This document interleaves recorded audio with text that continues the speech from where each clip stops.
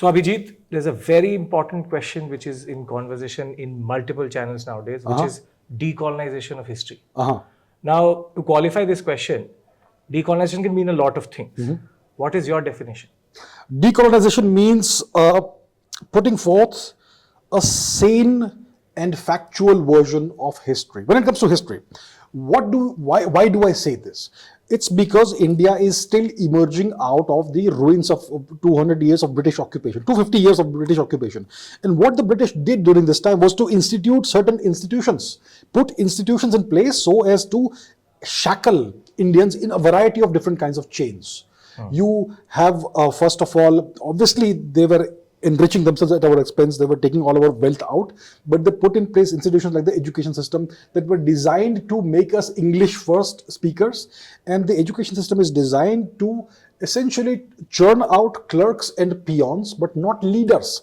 It doesn't teach you how to think, it doesn't teach you critical thinking, it teaches you what to think. And in the Indian education system, teachers hate being asked questions. How do you learn if you don't ask questions? But you're not allowed to ask questions. And they prioritize, they cherish obedience as opposed to having new ideas and new thoughts. So the entire Indian education system is one example of what needs to change, what needs to be decolonized. We need to have a better education system, not the the system that they put in place. We are still using the 19th century education system, even though we do teach computer science and give MBAs, but the overall pattern is the same. Also, when it comes to the history books that are written, they were written first of all in English, and before independence, the books that are written obviously had the approval of the overlords, of the occupiers. If you wrote something that was against their interest, it would never be published. And then after independence, the same historians continued to rule the roost, and they got entrenched in the academic system, and those same lines of thought have been propagated today. So we still glorify the great achievements and the great reforms that were wrought by William Bentinck, Lord William Bentinck, or Lord Ripon, or Lord whoever else it is. And we still glorify the occupiers of India, the Mughals and the Turks and whatnot. And we don't talk about the resistance. We don't talk about 10,000 years of Indian history. If you look at India's archaeological record, we have cultural continuity that goes back almost 10,000 years. Do we speak about this? Do we ask the question in your history textbooks, who are the Indian people? What is our origin? We ask none of these questions. So we have to rethink all of this a priori, from scratch, from beginning. What is it that we need to teach ourselves? What is it that our future generations need to know and learn about our history? It's not the same old garbage that comes in from the colonial system.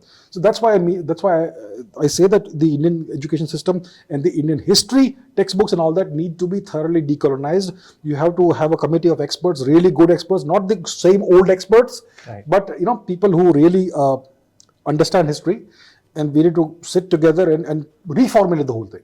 Now, based on what conversation we had till this point, there are three things. First, you are asking history to go towards a positivistic aspect, which is factual, which is a positivistic Rankinian form of history.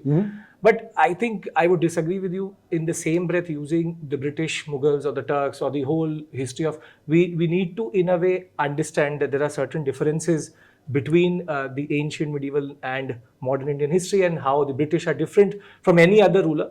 So what exactly are you disagreeing with? The fact that in the same breath you are putting, for example, the Indo-Greeks or the Kushanas. I will not speak about that. No. You talked about the Mughals and the British. I'll tell you what's the difference. Right. What is the difference between the Kushans, the Scythians, the Indo-Greeks on one hand, and the Turks and the British on the other hand? What's the difference? I'll explain what's the difference. Please. When the Indo-Greeks ruled over parts of northwestern India, they assimilated into the Indian population, they become Indianized. Right. So Mughals didn't. Indo-Greeks we dealt with. Okay, then who comes? The Scythians, the Shakas come into India. Yeah. They once again harmoniously integrated into Indian society. They adopted Indian customs, way of life, religion. The Mahakshatrapas were the defenders of Somnath. Right. Right, the Western Kshatrapas.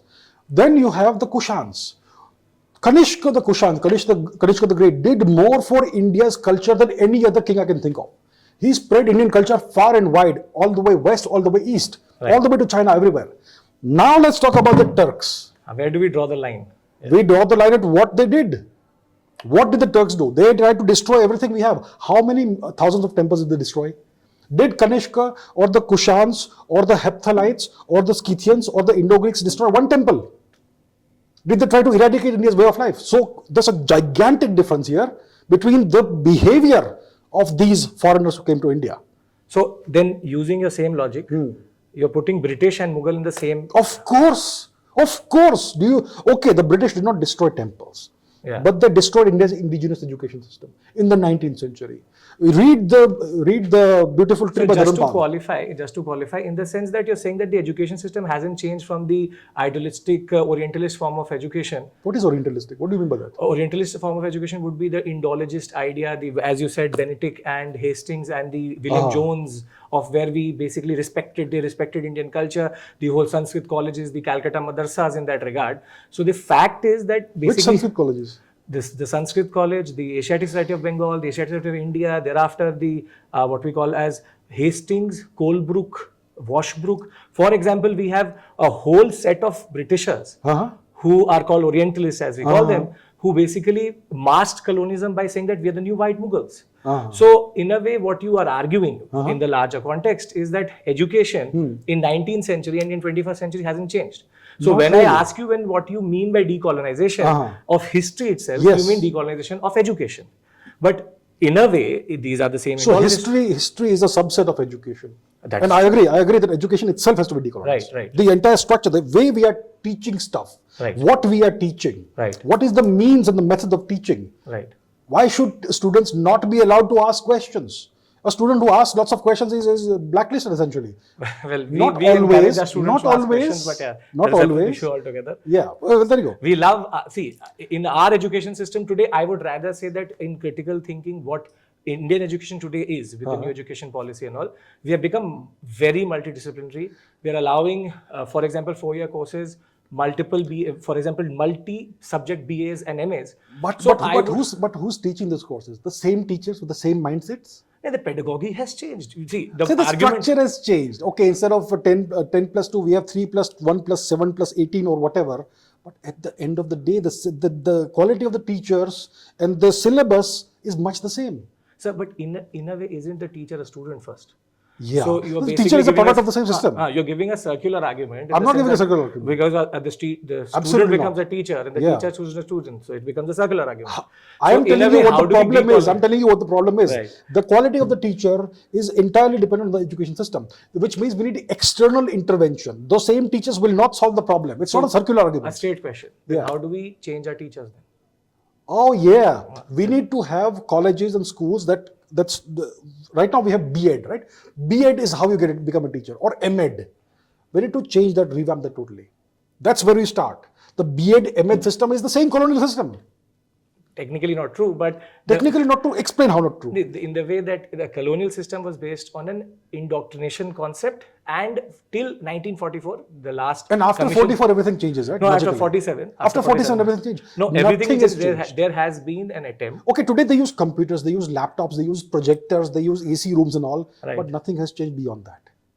See, all right? We have actually gone into a street where we have talked about education and history in the same what we call as line itself. It's intertwined. But how do we decolonize history?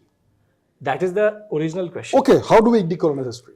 First of all, we start with not the teachers themselves, but the content, the subject matter that is being taught. Right. So we have to look at what is being taught. Okay, in standard 10, let's say, we are teaching these things in history.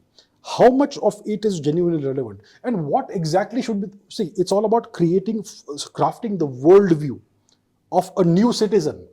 When this citizen becomes 18 or 20 or whatever, he or she is going to go out into the world, and hopefully he or she takes the nation forward by contributing to the nation. So just as a question, the NCERT rationalizing the NCERT as a body, rationalizing the books for CBSE. Is that rationalizing? What do you mean by that? Rationalizing, they are removing certain sections, there's the omission of certain sections, they are revising certain sections. They should do it, absolutely. So that means that omission is decolonization. Because if you, for example, remove the chapter for Mughals from the NCERT... No, you should not remove it. I disagree with removing anything. Okay. It has to be made factual. In case there is glorification of, let's say, Aurangzeb or Jahangir or Jalaluddin Akbar, Okay, it should be factual and balanced. Okay, Jalaluddin Akbar did good things, but let's also look at what he did in Chittorgarh. Let's also look at what he did elsewhere. That is, see, as it a should be historian, factual. As a historian, we should not have any amnesia. We cannot afford to forget what happened. We should teach everything. If you have a chapter on Akbar, teach everything that he did. As simple as that. Facts. I would actually be glad to tell you that is how we teach. Where exactly? As historians in the schools, where? In which syllabus? In BA honors. NCERT. I'm sorry. NCERT is notorious for horrible education. Please. Well, I would say that rather for UPSC, NCERT is the base itself. And to be very, very honest, our 12th class NCERTs for history are extremely good, and it has a nuanced understanding. In terms of the marks they get? No, it's not about marks. See, for example, I'll give you a very simple example. We are open to add Rakhi Gadi's DNA findings today to argue that Harappans are 10,000 years old. But you don't get to make that choice. You don't. Who makes the choice? The choice is made by experts, historians like me, who basically are studying history from a critical sense. See, I myself is a revisionist. I'm a revisionist historian. I've tried to argue that, for example, the British are not the ones who innovated everything. There was an insularity which was provided to them, and they were copying from the Portuguese. So the argument which is coming out of here, because we as the students who are listening to us, is that you're asking us to go to a positivist past, which is the Rankinian form of history, that we go into proper facts. I don't know what Rankin said. Rankinian is that basically political. Rankin, you're talking about Rankin, right? Leopold Rankin, which is that you go event by event, and you have to give a proper positivistic perspective. I don't know, what do you mean by positivistic? Positivistic means that you have to just look at the source and give the picture as it is. So that is what basically comes out. Yeah, what I'm saying is there should be no bias, there should be no flavoring, there should be no narrative, just facts. Which in itself is also problematic. Because why is that problematic? The source itself has a certain critical sense. Every source has certain problems, but the best thing you can do is to go to primary sources. No, so primary sources, I'll give you a very simple example. We'll be having a beautiful conversation that way. You have Aine Akbari of Akbar, and you have Aine Akbari of Abul Fazl, and you have Aine Akbari of Badauni. So one says Akbar is great, one says Akbar was the worst. Difference being he got a mansab of 1500, he got a mansab of 500. But these are accounts, right? These are accounts. These are proper primary sources as you speak. So these guys, were they alive during Akbar's life? They were contemporaries to Akbar in that regard. Okay. So the basic point is that I understand the perspective you are pushing in, which is that we have to have a factual history. I'll tell you what I mean by factual history. Yeah.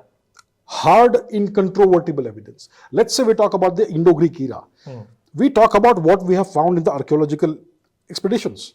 What are the coins we found? What are the buildings or whatever we found? Based on hard, incontrovertible evidence, we can put facts out. Of course, some historian from that time will say this, somebody will say that. Those I do not really hold in that high of a regard as compared to actual hard evidence. So archaeological sources over literary sources. So just to conclude, I think to summarize for our listeners, it's fact-based history, going to the original source, and it's the education system and the teachers the problem. Oh, absolutely, they're the problem. Absolutely problem. So I'm not saying all teachers are the problem, but most of them are. Yeah. So I'll conclude by saying that I think we moved beyond that teacher which you think about. We as educators, we as no, I'm teachers, sure you're a terrific teacher. I'm not talking about you. No, I'm not talking about that. It's just that we encourage questions. And the last being that I think history has moved beyond what we think. For me, decolonization would mean coming out of the British constructs and the categories which they've created. And in the end, I think this has been a very, very insightful conversation. Very interesting conversation. Thank you so much. Lovely much. talking to you. Lovely.